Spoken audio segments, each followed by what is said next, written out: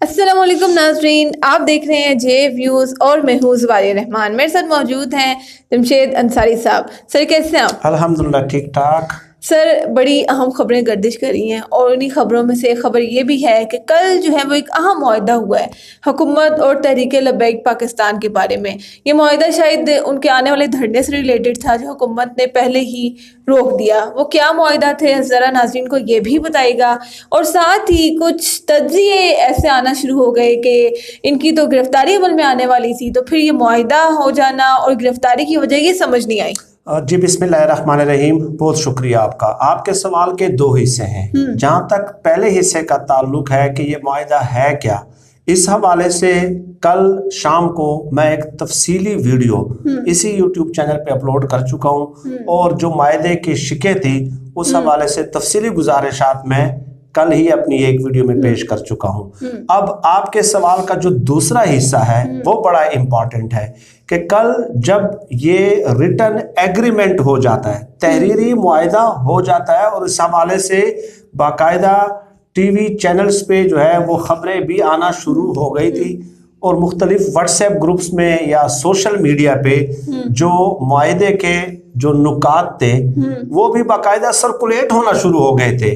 तो उसके बाद मैंने खुद देखा, कई बार गौर से देखा भी और सुना भी और उसके एक एक लफ्ज पे गौर भी किया कि चंद लोगों ने यूट्यूब चैनल्स पे जो है ना वीडियोस अपलोड करना शुरू कर दी। अच्छा, अब उन वीडियोस में उनकी तरफ से दावा क्या किया गया? दावा ये किया गया था कि हुकूमत जो है साद रिजवी साहब को, मौलाना साद रिजवी साहब को जो कि खादम रिजवी साहब के फर्जंद है, उन्हें गिरफ्तार करना चाह रही थी। अच्छा, समनाबाद में उनकी रिहाइश है लाहौर में। तो उनके बकौल कि पुलिस उनके घर पे पहुंच गई थी, लेकिन ऐन वक्त पे एक हुकूमती शख्सियत का फोन जाता है और उन्हें समझाने की कोशिश की जाती है कि ये आप क्या कर रहे हैं भाई। ऑलरेडी सरकारी मुलाजिमीन का एहतजाज जो है वो इस्लामाबाद में जारी है।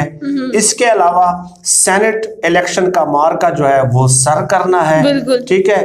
तो आप मौलाना साद रिजवी साहब की गिरफ्तारी से बैक वक्त जो है अपने लिए क्यों कर कई महाज खोल रहे हैं, ठीक है। ये तज्जिए दिए गए, ठीक है। और इसके साथ साथ जो वजीफा खोर सहाफ़ी हैं, वजीफा खोर ब्रिगेड का जो हिस्सा है, उन्होंने ये भी तज्जिए दिए।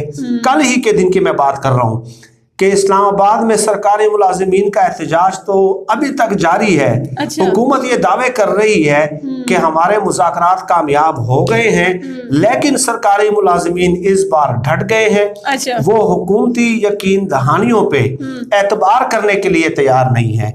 अब ये जो तज्जिए हुए हैं, ये दोनों किस्म के तज्जिए ये कल के दिन हुए और उस वक्त हुए जब दोनों एग्रीमेंट हो चुके थे, सरकारी मुलाजिमीन के साथ भी और तहरीक लब्बैक पाकिस्तान के साथ भी। या तो अगर ये तज्जिए परसों होते या 3 दिन पहले या 4 दिन पहले होते तो किसी हद तक इंसान फिर भी समझ सकता है, लेकिन जब दोनों एग्रीमेंट हो गए रिटर्न, ठीक है, और उसके हवाले से खबरों की तशहीर भी हो गई, उसके बाद इस किस्म के तज्जिए करना, इससे साबित होता है कि इस वजीफा खोर ब्रिगेड को, ठीक है, इन दोनों मुआहदों से किस कदर तकलीफ है और ये बुग़्ज़ और तासुब इमरान खान में किस हद तक जो है ये अंधे हो चुके हैं। इससे आप अंदाजा लगाएं क्या मतलब है इस किस्म के तज्जिए करने का, इस किस्म के तबसरे करने का।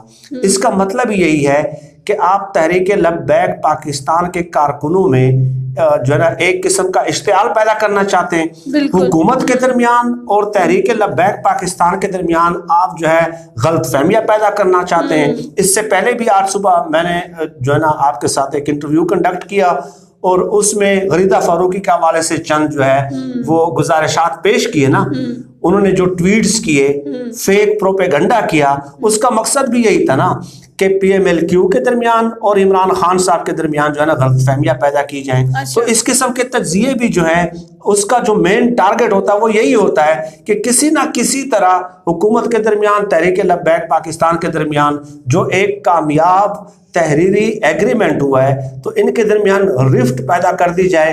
अब आप बताइए कि इन लोगों को किन अलकाबात से जो है ना नवाजा जाए, किन अलकाबात से जो इस मायदे पे भी खुश नहीं है, और अब वो इन खबरों की तशहीर कर रहे हैं, इस हवाले से तज्जिए कर रहे हैं, तबसरे दे रहे हैं कि जी हुकूमत तो आपके सरबराह को जो है वो गिरफ्तार करना चाह रही थी, ठीक है, ताकि इस मुआहिदे के जो असरात हैं उसको ज़ायल किया जा सके। एक तो ये है कि इस मुआहिदे से इन वजीफा खोर ब्रिगेड को जो है ना, इन वजीफा खोर सहाफ़ियों को 11,000 वोल्ट का झटका लगा है। इसके अलावा वो जो कल मुआहिदा हुआ था सरकारी मुलाजिमीन के साथ, उससे भी इनको शदीद झटके लगे हैं। इसके अलावा काजी फाइज ईसा साहब ने जो एक केस पे एक्शन लिया था तरक्याती फंड के हवाले से, वज़ीर आज़म इमरान खान साहब ने रिटर्न यकीन दहानी करा दी है, रिटर्न तहरीरी यकीन दहानी करा दी है कि मैं इस किस्म का कोई तरक्याती फंड जो है वो जारी नहीं कर रहा। जो भी काम होगा आइन के दायरे में होगा, आइन के उसूलों के तहत होगा। तो ये तीनों महाजों पे हुकूमत जो है 2-3 दिनों में, ठीक है, हुकूमत जो है तीनों महाजों पे कामयाब हुई है। और उसकी वजह से ये जो खूनी लिबरल है, ठीक है, खूनी लिबरल है, इनकी नींदें यकीन करें हराम हो चुकी है। एक तो ये बात हो गई। दूसरी बात ये है जो बड़ी इंपॉर्टेंट है कि खादम रिजवी साहब जब 2017 में आए थे इस्लामाबाद में, उस वक्त यही लोग हामिद मीर, सन्ना बुच्चा, तलत हुसैन, ठीक है, गरीदा फारूकी, ये जितने भी लोग हैं ये उस धरने की मुखालफत कर रहे थे। लेकिन इस बार ये दुआएं कर रहे थे कि कब 17 फरवरी आएगी, कब 17 फरवरी आएगी और तहरीके लब्बैक वाले जो है ना एक बार फिर जो है फैजाबाद में जो है ना बैठ जाएंगे। ये दुआएं कर रहे थे और उस वक्त मुखालफत कर रहे थे। इन लोगों ने उस वक्त आवाज क्यों नहीं उठाई कि जब उस वक्त की हुकूमत ने, नून लीग की हुकूमत ने खत्म नबूवत के कानून में तरमीम की थी, ठीक है, एक भी शख्स ऐसा दिखाए जिन्होंने जो है ना उसकी मजम्मत की हो।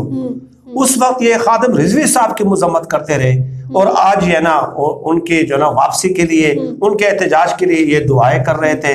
तो ये बहुत बड़ा दोगला मयार है। नाज़रीन को ये भी बताइएगा कि इनके मुतालबात क्या थे? जी 3-4 मुतालबात हैं तहरीक लब्बैक पाकिस्तान के। एक तो ये है कि फ्रांस में जो पाकिस्तान के मुतय्यन सफीर हैं उनको वहां से वापस बुलाया जाए, ठीक है। पाकिस्तान में जो फ्रांस के सफीर हैं उन्हें मुल्क से निकाला जाए। इसके अलावा फ्रांसीसी जो मसनूआत हैं, फ्रांस की जो मसनूआत हैं उनका बाइकाट किया जाए। और चौथा यह है कि इनके कारकुनों पे जो मुकदमात दर्ज किए गए हैं 4th शेड्यूल में जो नाम डाले गए हैं उन मुकदमात का खात्मा किया जाए। अब कल जो मुआहिदा हुआ है तहरीरी मुआहिदा, ठीक है, तो उस पर बाकायदा शेख रशीद साहब के और नूरुल हक कादरी साहब के जो वफाकी वजीर मजहबी अमूर हैं उनके दस्तखत भी मौजूद हैं। तो 4th शेड्यूल में जो नाम दर्ज थे और जो मुकदमात कायम किए गए थे उनका तो खात्मा कर दिया गया है। और दूसरा, जहाँ तक मेरी मालूमात हैं तो कि फ्रांस में पाकिस्तान का कोई सफ़ीर है ही नहीं। तो दो जुज़ों पे तो ऑलरेडी अमल हो चुका है। और जहाँ तक फ्रांसीसी मसनूआत के बाइकाट की बात है तो वो भी बहुत कम हैं जो पाकिस्तान में आ रही है, ना होने के बराबर। तो उस पर भी बहुत ही जल्द अमल हो जाएगा। और चौथा जो है वो उस हवाले से करारदाद मंजूर हो जाएगी असम्बली से इंशाअल्लाह ताला।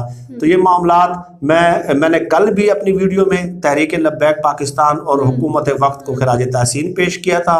काबिल सताइश इक़दाम है।